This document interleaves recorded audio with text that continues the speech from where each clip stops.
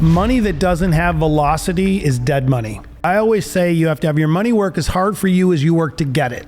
Don't quit your day job until your side hustle or your passion out-earns the money you're making already, because there's nothing worse than chasing money when you're trying to build your dream, because you can't focus on the dream because you're trying to keep your cell phone bill on. What's the number one thing that you had to learn the hard way that you want everybody to know right off the bat? Wow. The mistake was, a lot of times smaller entrepreneurs feel that they don't have a chance in a big battle. If you just really fight for yourself and fight for your product and your company, you can win even against all odds. It's just so important to have the right mindset and the belief system for yourself. And you don't have to be arrogant about it, but confidence is so important, because you have to get out of your comfort zone to really do great things. And that's one thing for entrepreneurs now, bird in hand. If you have an opportunity to sell a brand for a multiple and a price that will forever change your life and your family's life, you should really consider it, because you never know how long you're going to stay hot and how long you can keep that company growing. Welcome to the Jen Gottlieb Show. Hello and welcome back to the Jen Gottlieb Show. I'm really excited to give this episode an introduction, because you're in the right place right now, my friend.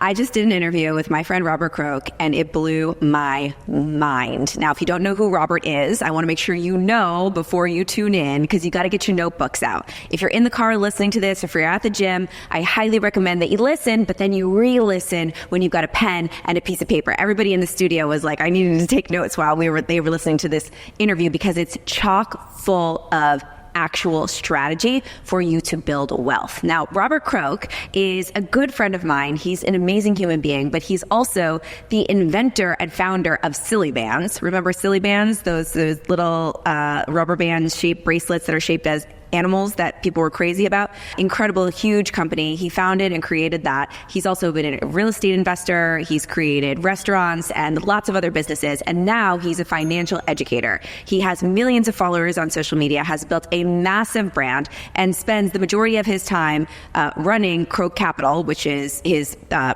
financial company where his family helps do investments for people and financial advising, but also creating education and content for people that don't understand finance and want to be able to invest and create wealth in a really, really simple to understand way.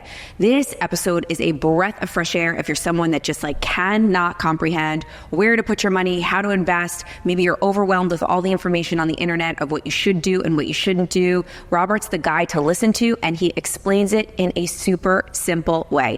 We also talked about how he's built his brand, how his second video ever went completely viral just from picking up the camera and filming his face, talking about a couple of tips while he was on a walk, why authenticity is unbelievably important when it comes to building your brand, and a few simple steps that you can take today to start making your children wealthy before they even start to go into the workforce. So without further ado, please turn up the volume and make sure that you bookmark, tag, save, whatever you got to do. Text yourself this episode so you can revisit it again and again and again, because there are so many gems in here. All right, my friend, here he is, Robert Croak. Robert Croak, welcome to the show. I'm so excited to be here and ready to rock this out with you. I'm so excited. We have never had a financial expert on the show. Okay. And it is so unbelievably important that we all get our ducks in a row and understand finance, understand money, understand how to make our money work for us. Yep. And you have this amazing platform that explains it in a very easy to understand way. So I wanted to bring you on the show, not only to talk about that and educate our listeners on how they can get, their finances in check and tips and tools that they can use, but also you have an amazing entrepreneurial journey. You are an inventor, you are an action taker, you are a brand builder. Yep. And I would love to start, before we get into the financial tips, I want to take everybody back a little bit to your first entrepreneurial venture. Your first big entrepreneurial venture. That would be Silly Bandz. Let's talk about it. Yeah, like most entrepreneurs, I started out, grinding it out. I was opening restaurants and doing, my first thing was real estate, and I had a couple quadplexes, a couple duplexes, but I was really into inventing stuff, and I was always tinkering. And my first big hit was really Livestrong bracelets. When the yellow bracelets came out back in like 2003, I was wearing one because back then I was doing races and I was doing triathlons. And every day when I was at my bars in the evening, people would ask, where'd you get that bracelet? Where'd you get that bracelet? And so then I was just thinking to myself, man, there's got to be more companies and people and ways we could promote these bracelets. So I did what all entrepreneurs do. I cold called the Livestrong Foundation. All entrepreneurs do that. Found a girl on the phone, and I said, hey, I really want to do bracelets for other companies and other causes. I'd really like to get started. Any tips? And she was like, believe me, I never met her, never got her name, nothing. She was probably just a phone girl at the front desk, and she changed my life forever. So we talked about it, and she said, you have to do this. We get hundreds of calls a month of people wanting us to make bracelets for their companies, and we're just a foundation for Livestrong, for Lance Armstrong. She, on that phone call, gave me their factory information. So that night, I went online, looked it up, did a Skype call. That's how long ago this was. That was back when Skype was big, 2003, I believe. I said, hey, I want to build this website and start selling these bracelets to other companies. Would you do it? They sent me samples, and within 10 days, we were up and running, and we did millions and millions of sales with the then silicone bracelets.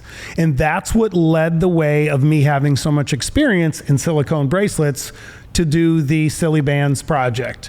And everyone, the media, once Silly Bandz became this worldwide phenomenon, everyone, did the rags to riches story like they always do. And it was just really incredible because that was right when Facebook was really blowing up. And there were a lot of tools to use through Facebook to see how you were doing with the project. But we went from 17 employees at the time to over 3,000 employees in the matter of months because Silly Bandz blew up worldwide. We were in 40 some countries, and it was just madness. I could tell you stories for hours about it, but it was the coolest part of my career as far as how to scale quickly and be able to hang on for dear life. This is amazing, and I have a couple of questions in here that I just want to fill in the blanks in my head. So how did the Livestrong bracelets turn into the Silly Bandz bracelet? Because there's a shift there. I think that was mega monster from doing something that other people were doing to creating your own thing.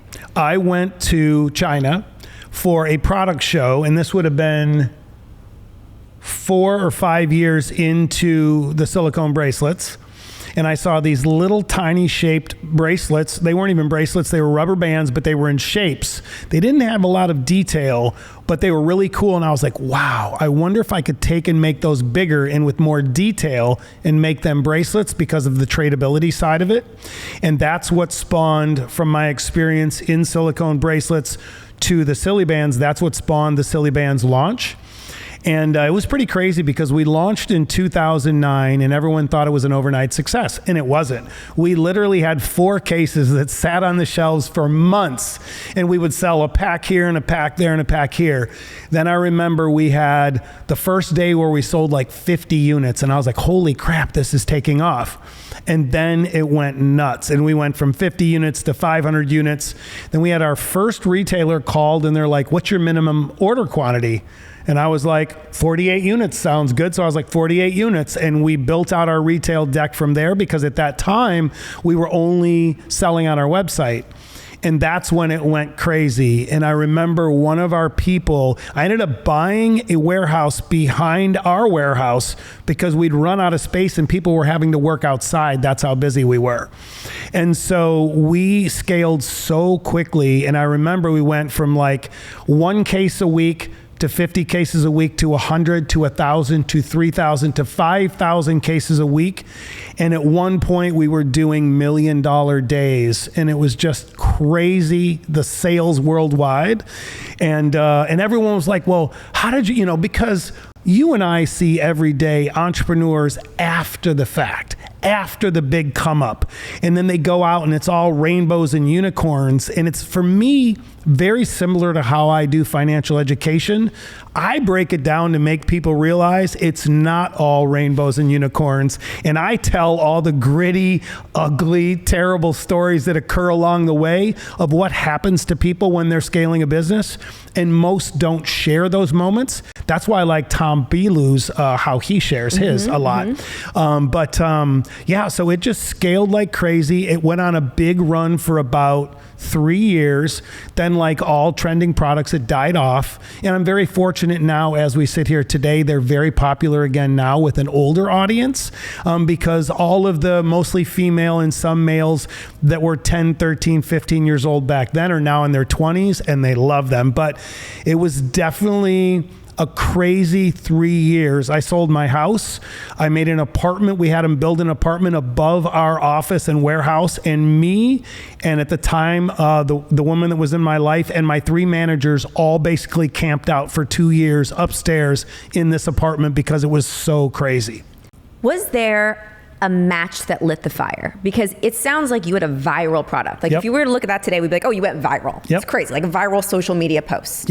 What was it an article? Was it PR? Was it press? Was it somebody famous wearing the Silly Band? What was the thing that went from it was not really selling and you were like, I don't know if this is going to work, to all of a sudden seemingly overnight success? It was crazy because it all happened at once. If you think back to the heat map that was on Facebook back then, you could really pinpoint it down to Toledo, Ohio, where I was from, Birmingham, Alabama, and I forget what small town was in New Jersey. Those 3 cities just spread like wildfire, and then it got bigger and bigger.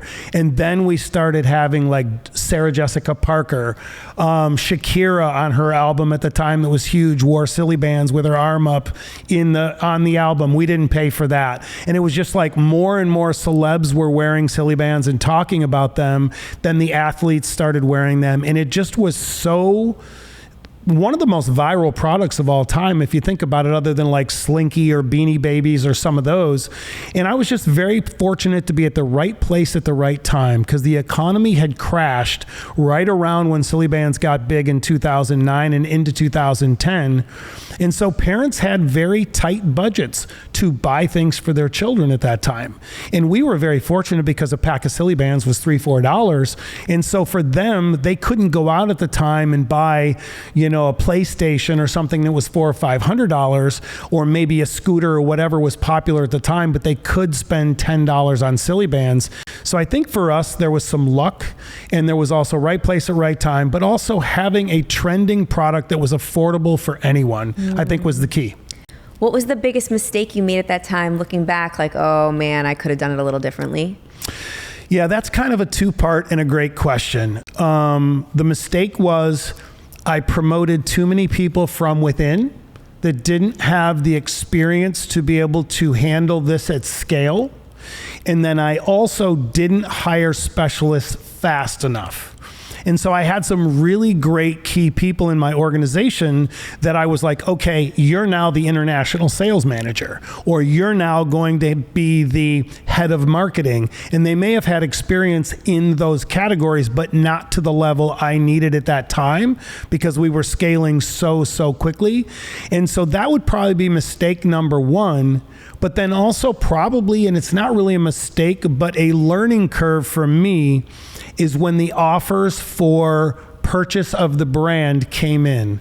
I started seeing all of these acquisition offers, and it was right in the heart of when Silly Bandz was a worldwide phenomenon. I didn't have time to breathe, let alone think, should I sell this right now?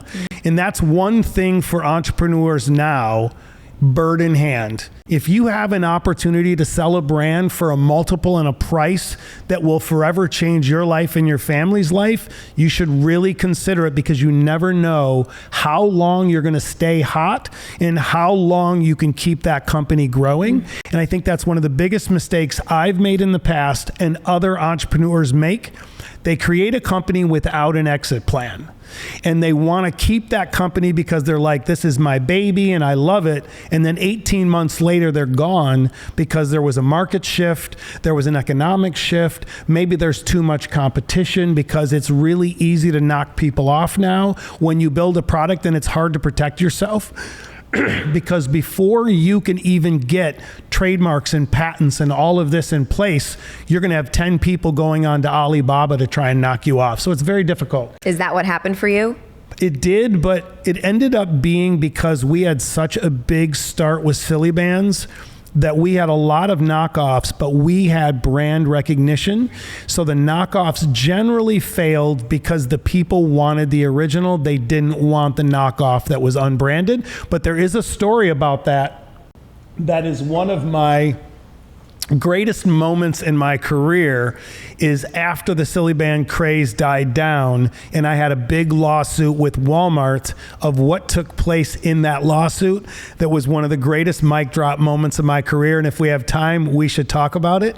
But really, it's just about people understanding when you have a hit and you have the tiger by the tail, don't sleep on the thought of acquisition because things change. And I had some very, very big numbers thrown at me and I turned them down and I ended up not making that much money in the future of Silly Bandz to be able to make up for what I didn't get because I didn't take the acquisition offer. All right, we need to circle back to the Walmart lawsuit. Yeah, I'll keep it short and sweet. Okay. So after Silly Bandz died down and we went the route of starting to sue everybody that knocked us off, Walmart was number one. And they had a company that they were working with. And during the craze of Silly Bandz, Walmart really wanted the product. They visited our factory. We made them sign documentation. We did everything right. And we were at the end of the negotiation. We had already made the product for them. Then they went dark. And then all of a sudden, 60 days later, they have Crazy Bandz all over. I think it was called Crazy Bandz in their stores nationwide. So I was like, okay, this is ridiculous. But we didn't have time to do anything about it then. So when the craze died down a little bit, we filed a lawsuit. I think it was $5 or $10 million lawsuit against them and their distributor. We get to the case. We're in front of the mediator, which is the person under the judge. We're going through the case. They had 6 lawyers across from me, so I want everyone to picture this. We're in this beautiful conference room. There's 6 high-powered lawyers, me and my one lawyer. So we're sitting there for hours, and my lawyer is getting his ass handed to him. It was terrible. They were eating him alive, and I couldn't take it anymore. So I touched his leg like this to tell him to stop. I said, I want to ask you guys a question. You're all sitting here on your high horses right now saying you didn't knock me off, but I have a question for you. I looked the main lawyer dead in the eye, very high-powered female lawyer, and I said to her, let me ask you a question. How many animals are indigenous to the rainforests? She goes, Mr. Croak, I don't understand why you're asking this question. I go, just take a guess. And she goes, I don't know. And I said, well, I'm going to tell all of you there's over 42,000 species of animals in the rainforest. And if you didn't knock me off, why did you use the same 6 that I did in your rainforest pack? Boom. That's like a movie. Mic drop. I go, I'll be in the lobby. If you guys don't want to settle, I'll see you in court. And I got up and walked out. My lawyer's like, what is he doing? I walk out in the lobby. I said, you have 5 minutes. So I'm sitting out in the lobby waiting. 5 minutes later, they came out and they said, we'll have an offer in your inbox this afternoon. Because what are they going to say? They knocked me off so abusively, and when I came up with that, so then we leave and everything gets done, and my lawyer said, where did you come up with that? That was brilliant. I go, I don't know how many animals are indigenous to the rainforest. I made it up because I knew they wouldn't know. And that was the end of the story, and one of the greatest moments because I was so mad. My product was being taken by a big behemoth like Walmart, and I couldn't do anything about it until that moment, and it was beautiful. It changed my life and my mindset to always fight for what's right, because a lot of times smaller entrepreneurs feel that they don't have a chance in a big battle, and that moment proved that if you just really fight for yourself and fight for your product and your company, you can win even against all odds. And that moment, I'll never forget. It was incredible for me. Bravo. I see the movie. Wow. That is literally like scripted. Yep. Yep.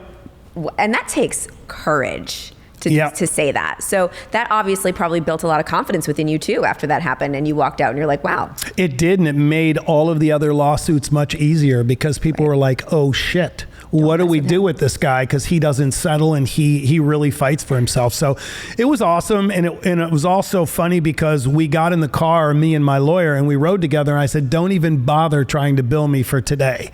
I said, you were not prepared and you got beat up pretty bad in there. And so it was pretty interesting for me and my attorney as well, because it was a long drive home. Oh, wow. And I love that you had the balls to say that as well. Yeah, for sure. You were like, and this is just another reminder to everybody that's listening, whether you're an entrepreneur or not, that confidence begets more confidence. Yeah. You do the scary thing, you do the thing that you're afraid to do, you take a risk and you believe in what you believe in, it creates more belief in yourself. Yeah, it's just so important, and that's why your message is so great to your audience. It's just so important to have the right mindset and the belief system for yourself. And you don't have to be arrogant about it, but confidence is so important because you have to get out of your comfort zone to really do great things. And I think that's why your message resonates so well with me, is because that's what I do within the financial education side of my world now. Is I feel there's too many people on the internet that make building financial freedom scary because they want to sell a high ticket course, or they want to have you pay them $5,000 an hour to work with them to help them. And really, if you follow the simple practices of building wealth and you have the right tools, becoming financially free really is inevitable. And that's why I try to make it seem simple, stupid. I really break it down in a way that is bite-sized so everyone can figure it out through what I coach and what I teach, because it is possible for everyone if they're not afraid to just follow the course, follow the direction, use the tools. And I think that's one of the biggest issues we have in modern society that differentiates between the wealthy and the average person, or even the lower middle class person, or even the poor, is not having the financial literacy. And my goal over the coming years for everyone is to level that playing field. If I can provide the tools, the knowledge, and the nuggets, those pieces of information to everyone to level the playing field more so, then the average person, maybe at a smaller level, but they can still build financial freedom by using the strategies that the rich and the ultra wealthy use. You're listening to The Jen Gottlieb Show. So I want to shift our direction now, and I want to go into talking about some of your tips. You have so many of them, but I'd love to connect it to your story. So we're not done, but Silly Bandz kind of comes to the end of the trend, Yep. I guess you would say. You didn't sell the company, Nope. But I'm imagining that you made a lot of money along the way. So Definitely. I'm envisioning that you probably invested it in a very smart way, because that's who you are and that's what you do. And that's now how you want to empower people. Like, tell Yep. me the rest of the story to how you got to where you are now. Well, I guess the way to look at it is, and how I try to provide an image to everyone of why I'm uniquely qualified to help people, is because I've made tens of millions of dollars over the years. I've lost millions of dollars over the years, and everything in between really helps me be qualified to be an educator, because I started in finance. Mm-hmm. My family is still in finance. We have Croak Capital, which is awesome because I have an incredible team there through my cousin. And it's just an awesome situation for me. But the cool part about it is, so many people that you and I come in contact with have had a couple years of experience and success, and then all of a sudden they want to be this big educator. They want to put out all of these tools to help people, and that can work. But I think what makes me uniquely qualified is I've had so many failures. I've had so many victories, but I've also been super successful along the way in the products like Silly Bandz, but also in real estate, in the restaurant business, in startup culture. And so for me, I would have never guessed 30 years ago that I'd be sitting here today in an awesome podcast studio with you, talking about all of my life experience that makes me be able to help other people, but more importantly, speed up the learning curve. I think that's what most of it is, because no one really needs expertise from someone else if they want to take the time to go through YouTube, buy the courses, buy the books, and do all that. Someone like me is a mentor for my private community or even my public lives is just really helps people speed up that journey, because why let them go through years of mistakes and cost them hundreds of thousands, if not millions of dollars, when they can learn it from someone like me that's done it all and is willing to share it all for free to save them that time and anguish of learning. What's the number one thing that you had to learn the hard way that you want everybody to know right off the bat? Wow. Number one thing, pay for speed. Right now, everyone has tools that I didn't have coming up. And so when you think about it now, you can pay for speed. If you have an idea, you can pay to learn everything about it right away and quickly. So I think paying for speed is the number one thing. Alex Hormozi talks about it a lot, and I think he really nails that point, because when you get, whether it's a course, a book, or you're studying YouTube, someone's got a great YouTube channel, you're doing that for speed, because why should you learn on your own? It doesn't matter. When I came up, I didn't have any of these tools. You think about my first projects when I was in my 20s, I was learning from a couple people, including my cousin Tim in finance, the hard way, a lot of it, because we didn't have all of these incredible tools and the ability to connect with others like you and I to be able to learn. So I think for me, everyone listening and watching today should really look at that. When you have these mentors, you are paying for speed more so than just getting the knowledge, because all the knowledge is out there, but it's being able to put it together. And I think what's been so successful for me, let's call it in the last 2-3 years of me really diving into being a financial educator and a business educator, is taking all of the triumphs and failures of the last 30 years and being able to break it down in a way that the average person can understand it. Because just like you said earlier, most people get so confused because there's so many contradictory stories out there and so much contradictory information that they take inaction because they're afraid to take action because they don't know what action to take. And that's where analysis paralysis cripples people. Yes. It really, really does. And so that's why I break my message down as simple as possible and give people 4, 5, 6 things they absolutely have to do. And if they do those things as they advance, they can get into the more technical aspects of building wealth, because you don't have to start out with all kinds of crazy, strategies to building wealth. You can really start out very simply and still achieve wealth, because it's all about starting early and investing often, getting your stuff automated, all of your investments automated as much as possible. And probably the number one thing that's missing for both people, let's call it 2 things. They don't have a budget figured out, an honest budget, and they don't even know what a debt to income ratio is to be able to then know how much they should be putting away each month to invest. So those are the simple things. And then one of the best things everyone listening can do, if you haven't already done it, everyone should have a Roth IRA. It is getting talked about more and more, but it is the secret weapon that everyone should have as soon as you turn 18. To any parents watching, take your kids as soon as the day they turn 18 for their birthday present, whatever amount you're going to give them in things that are going to go down in value, depreciating assets. Go with them to the computer, open the Roth IRA, and put in the equivalent in money in their Roth IRA as their 18th birthday present, and you will change their life, because then compound interest can do its job over the coming decades. I love it. I've been putting $200 a month in that, I looked at it and I'm like, oh my God, how did that happen? It was like magic, but I've been doing it since I was, 17, 18 years old. Yep. That's such great advice. All right, so let's go back to the super simple things that people can start doing. Let's say someone's listening to this right now and they're like, I've done nothing. I've got money sitting in a checking account. I don't know what to do with it. Where should they start? I would say everyone that's done nothing. You can't leave your money sitting in a checking account, because money that doesn't have velocity is dead money. You have to have your money working for you. I always say you have to have your money work as hard for you as you work to get it. And I hope everyone listening writes really that good. down. Say it one more time. Write that for down. The people in the back. You have to make sure that your money is working hard for you as you work to get it. That's one of my favorite Robisms that I say every single day, 1,000 times over. And so where people should start is with the Roth IRA.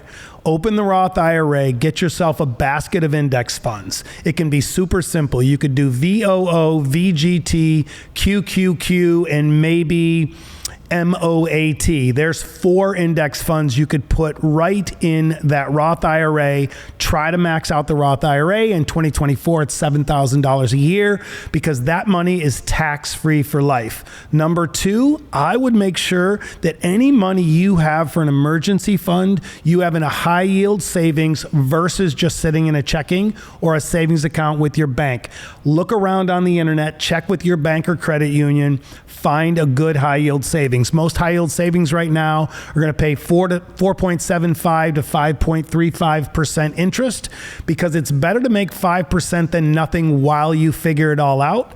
And then thirdly, for people that are listening, I would say it makes sense to have a small portion of your investable capital in cryptocurrency. Cryptocurrency is down right now. It's a great time to buy. There is a lot of great news happening in the crypto space with adoption, governments, all of the new ETFs that are launching right now. And I would say 5 to 10% of everyone's investable capital could go into a portfolio of cryptocurrency like Bitcoin, Ethereum, XRP, maybe Chainlink, and a couple others. And that would give them a really diverse start to get money and make it while they sleep, because the key is to invest early and often so you have compound interest working for you while you sleep.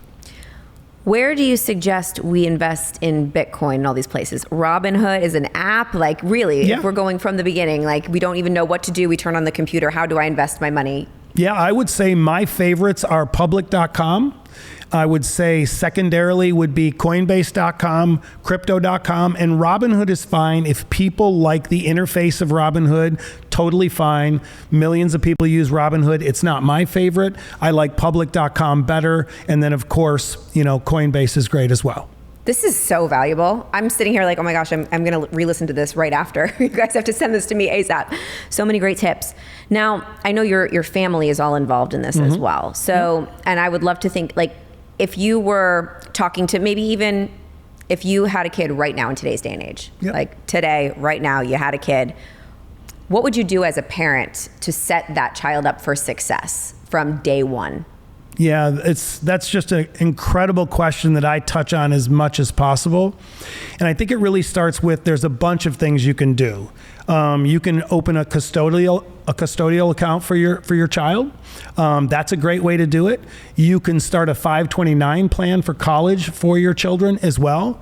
And then also, as your children start to grow and they get into, let's say, 4, 5, 10 years old, you can also look at putting them on payroll through your company if you own a company in an LLC, because then you can offset their payroll through your LLC to offset some of your profits, and also making them an authorized user on your credit cards is also an incredible hack. And here's why. You can make them an authorized user on your credit cards. They don't have to make any payments. They don't even have to use the credit cards. And the day they turn 18, they will probably have an 800 credit score as long as you did well with your credit. And then when they want to buy that first car, buy that first house, you've helped them build their wealth prior. So you've got their custodial account up and running. So that's making money. Let's say if your child is 5 years old, you put $100 in a month in that custodial account till they're 18 years old, and you put them on your credit cards, you've set them up with a very big fund that's making money day in and day out, and they have great credit right out of the gate at 18 years old. So you're going to make their lives so much easier by doing these simple tasks early on in their childhood to set them up, because we didn't get that. I didn't have any help. I didn't have any guidance. When I was coming up, my parents didn't do anything to help me. And I just think I came up in an era where there wasn't the financial literacy of what to do to help your kids. And now parents can really set themselves up and their children up so easily with all of these tools. And it's just a great way to help their financial future in just a big, big way because of compound interest. It's so good. That is so valuable. I know that you're helping so many people and people that aren't even born yet right now, just with that. Seriously. So what about hiring a financial advisor or somebody to do this for you? I would love to know, for busy entrepreneurs that don't want to partake in this, but they want it done the right way, what are some things to look for in someone that you're going to hire to manage your money? This is great. So I guess you start by knowing the difference between a fiduciary and a financial advisor. Okay. A financial advisor can be someone that's licensed or unlicensed in certain ways, but doesn't necessarily have to be a fiduciary.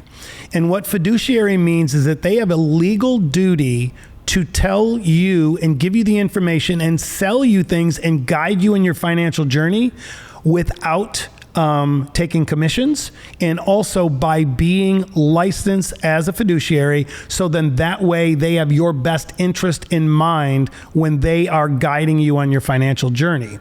Whereas a non-fiduciary, there's plenty of great non-fiduciary agents out there, but you have to be careful because you don't want to be in a situation where they're selling you what makes them the most money versus what's best for you.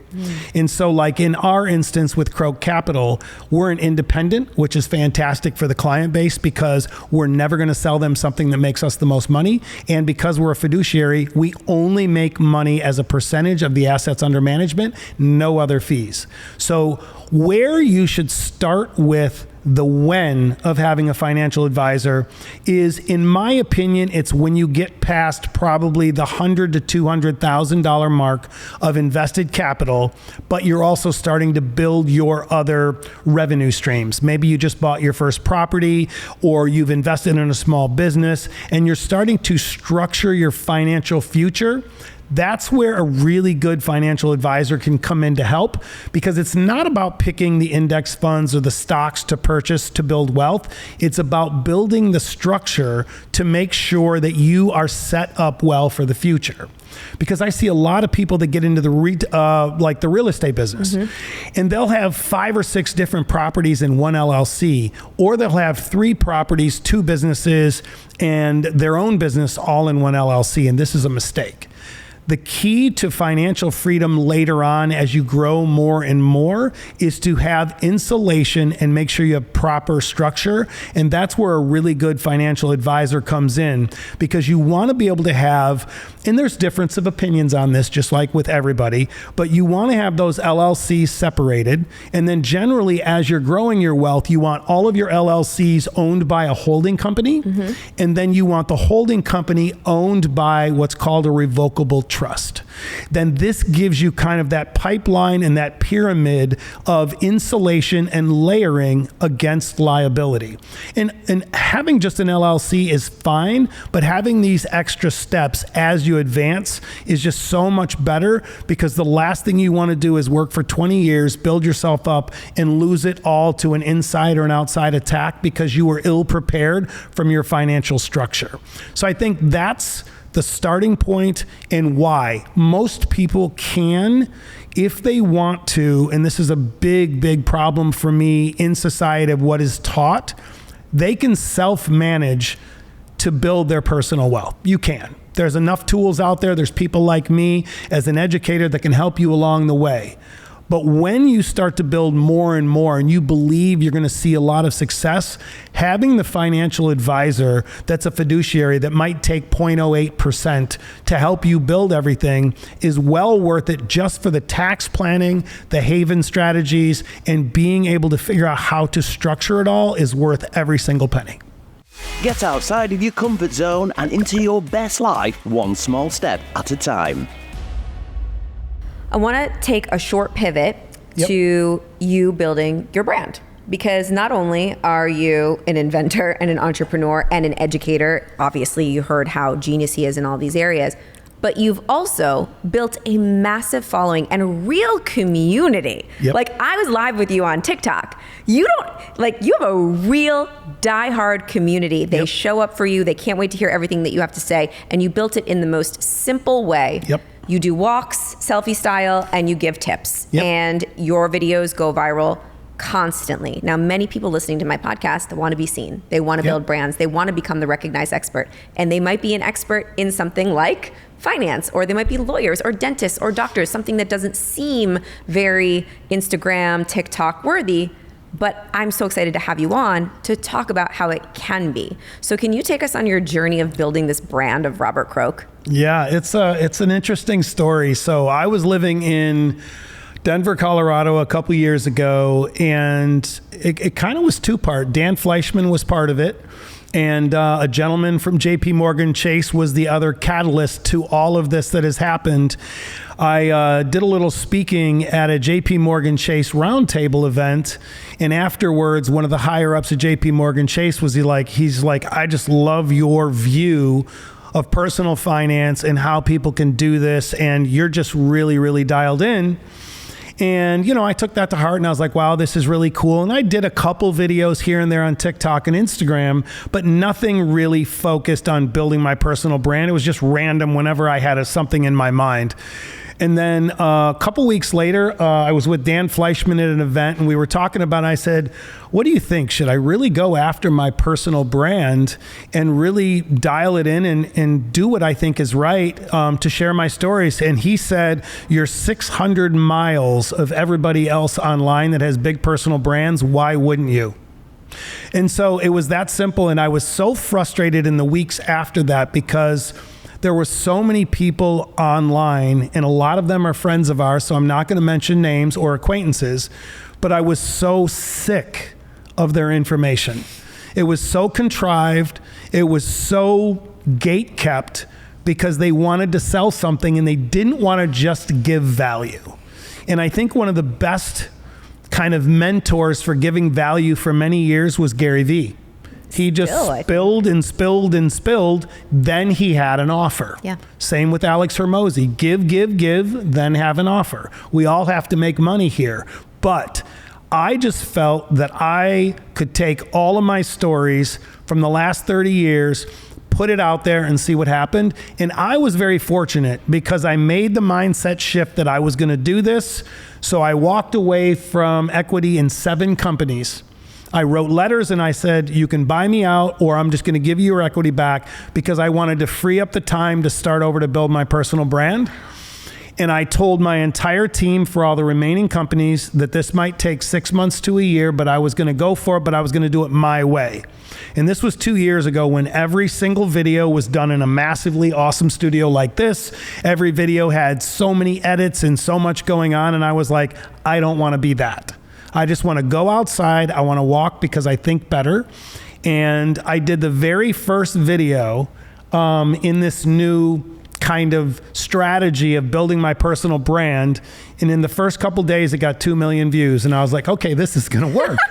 Here I was ready to give it 6 months of just hard work. The first video, I think it was the first or second video, got 2 million views. Then I did another video, did well. And then the third video, I think, got 6 million views in the first week, and I gained over 400,000 followers on TikTok and like 100,000 on Instagram. And I was like, okay, I'm on to something. And so from there, it was just grind. I didn't overdo it, and I never changed even to this day. Everyone's like, who does all your editing? Who does all your script writing? Who does all of the camera work? Who does all this? And I'm like, me. And then I have Elizabeth, obviously. She crushes it and helps me with a lot of stuff. And I have all of these organizations all over the country and agencies that are like, well, we'll do all your writing. We'll do all this. You just have to be the talent. And I'm like, it doesn't work that way. Because the number one thing that everyone needs to learn, and you talk about this a lot, you truly are one video, one email, one conversation, one event away from a totally different life. If you stay authentic, you bring value rather than always being transactional, your life can change overnight. And I've reinvented myself so many times over the years, and this time is the funnest I've ever done. Even though Silly Bandz was an incredible era for me and I've had other wins, this one is the most rewarding win, because now every day when I look into the camera, I know that I have hundreds of thousands, if not millions of people listening, and I can change their lives by just help nudging them in the right direction. I can give people a couple nuggets every day or every week that can change their life and their family's life, because it's things they didn't know, and because they know, like, and trust me. It's not rocket science. I'm just delivering it in a way that is meaningful and authentic, because I've done it, and I'm not speaking from something from ChatGPT, that people trust in it and they see the results, and that's why I love it so much. There's so much here. I literally have goosebumps. This is what I want to pull out from this. Well, you made a choice. Yep. You made a choice, and you held yourself accountable to that choice. Because I see so many people that are like, yeah, I'm going to do my personal brand. I even have a friend of mine, I'm not going to say who it is, but I challenged him. He's like, I got to start. I'm like, just make a video. And I sent him your Instagram. I go, look at this, go outside, go for a walk, pick up your camera and make one video. I dare you. I'm going to hold you accountable to doing it. And I'm going to ask you tomorrow if you did it. Because a lot of people have a hard time doing this. So I'm like, let me help you. I'll hold you accountable. He never did it. Right. So, and I know who it is. Do you know who it is? You told me, yes. Oh, maybe this is like another person. I don't know. We'll talk after. But either way, it might be two people. So never did it. And why I say that is because I know there's a lot of people listening that keep saying, I'm going to start. And what I loved about this story that you just told that I never heard about you is that you pulled out of other things and you made a commitment. And you said, I'm going to be in this from 6 months to a year. This is not going to be an overnight sensation. I'm not just going to do this today. Like, I am in this. I'm making a full body yes choice to start this. Yeah. I think it's one of the hardest things, and it's because of all of the bad information that is circulated through Instagram and TikTok and YouTube and everywhere else, is people think that successful people, it's all rainbows and unicorns and it happened overnight. And when we talk about podcasts like this one, I have the Rich Habits podcast, which is a top 5 podcast, business podcast on Spotify. And, we're ahead of Alex Hormozy and Bigger Pockets and Morning Brew and all these massive names, Dave Ramsey and all of that. And everyone's like, wow, it must be great that you have this huge podcast. And it's really just Austin and I, and now we've built a team around it. But I worked for 14 months on that podcast every single day, every single week, and we filmed every single episode for $0. We came out of pocket for 14 months before it turned a profit. And that is one of the things that really everyone needs to understand. If you don't have the tenacity to stay with it, then don't do it. Because so many people start a podcast because it's the trendy thing to do. They think they're going to make money right out of the gate. They give up within 1, 2, 3, 5, 10 episodes. I think there's a stat on Spotify that over 68% of all podcasts don't get past episode 5. And it really just comes down to, that's why I tell people, entrepreneurship is not for everyone. Everyone thinks it's easy. And that is one message that I don't like that's out there that I think Gary Vee is wrong on, and so are many others. Don't quit your day job until your side hustle or your passion out-earns the money you're making already. Because the worst thing that can happen to you if you go all in on that side hustle or that idea or that passion project is you don't make money, you ruin your credit, you go further in debt because you can't pay your bills, then you're starting all over again with what could be a worse job than what you had. So please, trust me, keep the job, build the dream on the side on the nights and weekends, and when that surpasses the earnings from the job, then consider getting rid of the job, because there's nothing worse than chasing money when you're trying to build your dream, because you can't focus on the dream because you're trying to keep your cell phone bill on. So you build this brand, okay? You have all these people listening, and I'm gonna share something that really moved me when we had one of our first real conversations. We were at like a country hoedown together, a mastermind, and I'll never forget this. We were sitting at a table together having dinner, and everyone's telling you that you should start monetizing this brand that you have. Millions of people following you. They're dying to learn from you. They want to buy something from you. And you said very clearly, I just want to help people. Yep. I genuinely, I don't want to be that person. I want to be the person that wants to help people. So now, are you shifting that perspective? Talk to me about that process, or where you were then versus where you are now, because I know many people go back and forth in their mind. I'm thinking of people right now that I talk to that are like, I just want to do this for free forever. But I think there's finding that in between, because like you said earlier, you have to. We got to make money. You have to, yeah. And we have a big team right now. And so I still do all of my personal stuff on my own, but then I have all of the team around me that helps me with everything else. And so, yes, I do monetize now through brand deals, but I only take brand deals that align with what I already use. So I don't take any of the shilling deals where I could make 6 figures to do a couple posts for a month. I don't do that because if it doesn't align with how I invest and how I build businesses or tools I already use, I don't do it. And I do have a private community now called the Money Mindset Community that we are merging with what is going to be called Rich Habits Network. So we're pivoting. The podcast will remain the same, but we're building a network around it. So I have that. And then I have my Roadmap to Rich community, which is an educational tool platform that we've just launched last month. And so that is it for me. Everything else is free. I still give everything away on public lives, in my private lives, and those communities are growing really, really fast.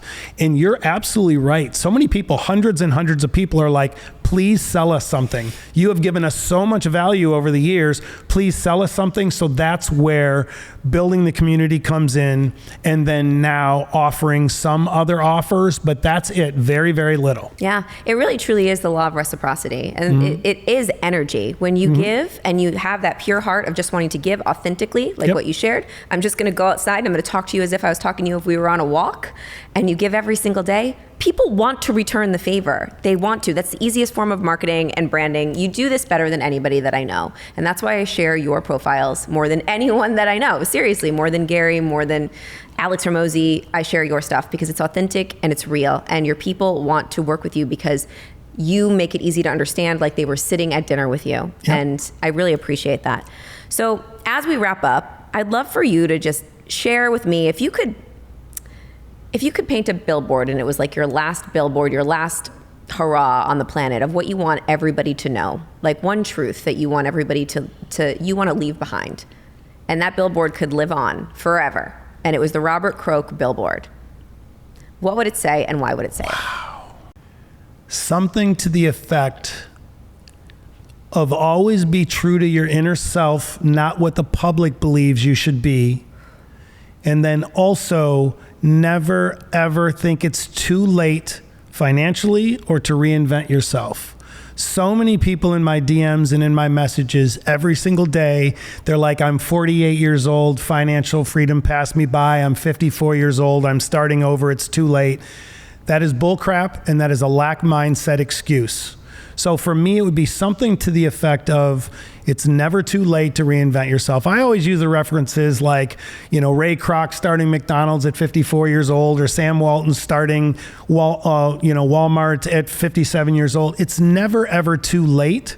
The difference is people need to be all in on their conviction if they feel they're too late or they're starting over, because life does get in the way. Things happen. You can't always control life, but you can control how you respond to it. So I think it's important for everyone to understand that. Never give up. It's never too late, because you can always reinvent yourself and get it figured out and get back on track. But always stay true to yourself of what you believe your life should be. Because right now we're conditioned in a society where so many people, all we see every day is, oh, if you don't make 500 grand a year, you're a loser. You know who says that? If you don't have $10 million, you're not a real man. That's all bull crap. That is all bull crap, and people need to stop listening to it. Not everyone wants a private jet. Not everyone wants a yacht, in Monaco. Some people just want to have a nice house and have a nice car and be able to go out on weekends to antique sales or festivals and be able to travel twice a year. Work on what you want your life to be, not what the perception of others think it should be. I just really want to thank you and honor you and just acknowledge you for who you are and what you stand for. And I am very, very picky choosy of who I bring onto this network, this platform, because I want to fully believe in everything that they say. And we just align so much. And we do. I want to make sure the person, if you're listening right now and you've gotten to the end, please go and follow Robert on all of his platforms. Learn from him. He gives so much free information. And it's what I really loved with what you just said, and that just resonated it fully in my body, like personally. It's never too late. It's never too late to get your financial life in check. Nope. Never too late. It's never too late to pivot, to reinvent, to start over. You're in a totally different chapter now than you were a couple years ago, than you were a couple years ago. Same. Yeah. Same. So if you're feeling this in your body right now and you're like, okay, what's just one step that I can take? Just start going and checking out Robert's free content. Go down the rabbit hole and take one action. Maybe take away one thing that you learned from him today on this podcast and go set it up, whether it's a Roth IRA or you talk about hiring a fiduciary. Like, I've got things that I've got to go do right now. Make that first video. Work on analysis paralysis. Maybe you have a lack mindset. You need to overcome that. You know, there's just so many great ways to start. You just have to be willing to take the risk to do it. Start before you're ready. That's right. Anything you'd like to leave us with before we say goodbye? No, this has been great. I love having conversations with like-minded people that I resonate with. And I love sharing stories because everyone's at a different phase of their financial journey or their business journey. And I just love sharing the stories that it's not all rainbows and unicorns, but if you stay at it and you believe and you really just learn and educate yourself, it's all possible. And you're living, breathing proof of it, my friend. That is true. Thank you for joining us. Make sure you share this episode with someone that you think needs it. Share it on social, on stories. Tag me, tag Robert. All the information is going to be in the show notes. So grateful you tuned in. And we'll see you next time on The Jen Gottlieb Show.